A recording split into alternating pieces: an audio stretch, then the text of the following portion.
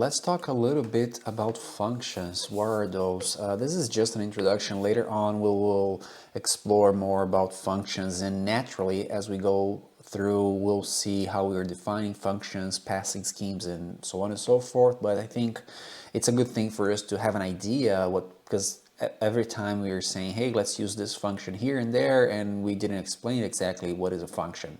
So think as functions as a certain number of instructions that are grouped together to perform a specific task. And some of those functions, those abstractions, they can take values as input, as we call them parameters, and then we call those functions and we pass arguments. So when we talk about the functions itself, we're going to put some more details on those concepts. But for now, think as piece of codes that are already done, and then we can use them. And if you're wondering if we have been using functions, yes, we have been, and I'll show you. So let's say we have here banana, kiwi. I think I should declare this as a global variable since I use the example all the time. So let's say we have tomato and we have orange. Oops, I forgot this is supposed to be a string. And there you go, orange. For example, every time we do a print, we are talking about a function. And this function here, it's called print and accepts 0 parameters, and it's going to be a blank line, or a certain number of parameters. So if we say here something like, let's say there are a bunch of elements, why not? So we can use another function like length, and then we can say, hey, what is the length of our data structure, as in fruits? Before, since we are concatenating, don't forget we have to cast this as a string. And if we printed out that information, there are 4, of course, I forgot to say something very important, 4 elements. There you go, 4 elements inside our list, right? So here we're using 2 functions. The first one is the function print, in which we put the message that we want as an argument, so when we call this function. And then here we use the other function called length, in which we are passing a data structure that we want to know how many elements we have in that data structure, or what is the length of it, and we are calling a function that we are casting out whatever we're passing here into a string. So we have 1, 2, and 3 functions if we want to simplify that. We were pretty much doing the same thing when we were using the type function. And what the type function is, it tells us what is the data type that we've been using. So let's say here, what is the type of fruits? And I also want to know what is the type of the elements in this data structure. So fruits, and we go there and let's grab the first element. Why not?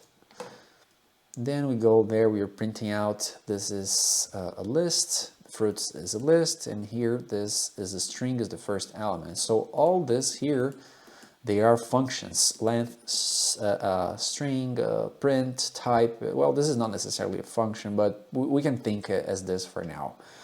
The thing is, we don't necessarily need to use only the functions that someone did it for us. We can define our own functions, and how we do this, we use the word def as in definition, define, and then we give the name of our function. Let's call it func1. And then we say there won't be any parameter. This is the signature of our function. In this case, we're saying that it's a definition, the name of our function, and then here's the formal parameter list, in which in this case we have no parameters.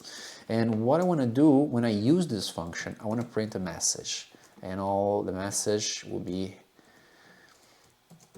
hello, I'm a function. And that's pretty neat, right?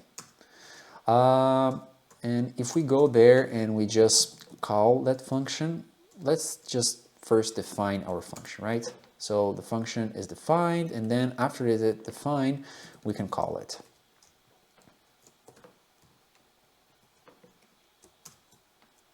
And if we call our function, whatever instruction that we have here, we're going to print it out. It doesn't matter how many instructions we have there, like really. And if we go there, run this again, we have our new function definition, and then we have hello, I'm function really. The thing is, different than other languages, as you may have noticed already, we don't have the curly brackets here, so everything here is defined in the scope. So the same way when we're working with loops and branches, everything here which is indented in our function, it's gonna be here for us, which is pretty neat, right? Different than other languages, we don't define if a function or even a variable is a public or protected or private. Python doesn't work that way, so we just define our function and then the name of our function, if it has parameters or not, and we do an operation. We don't necessarily need to go there and say, hey, this is an int, or this is a float, this is a void, or anything like this. And now, let's say that we have another function. Why not? We have definition and func2, and then this function right here, it's going to declare a string. Well, let's declare a number. Why not? And then I'm going to return that number, like return x. Of course, this is not the only way. You can just compress this as something as simple as return 42, and it should be fine, right? But in this case here, just for us to illustrate, we're going to do this way. So we define our function. What's going to happen? We're going to declare a variable, and then we're going to return it. So let's say we have a number 2 here, and we call our function, which it was previously declared, and let's say now, and I want to print whatever that function returned. Later on, we'll also explore how to return multiple values, but for now, think of this. So after we run that function, what happened? We define our function, we call our function, that function declared a variable right here, declared a value in that variable, and it returned that value / variable. And so when we call that function, that piece of code is executed and return whatever we define here. And by the way, here it can be even an expression if you want, or a value or a variable, it doesn't matter.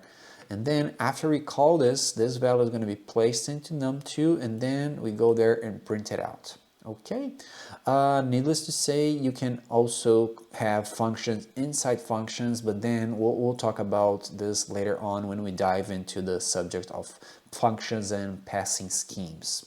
So thank you and happy coding.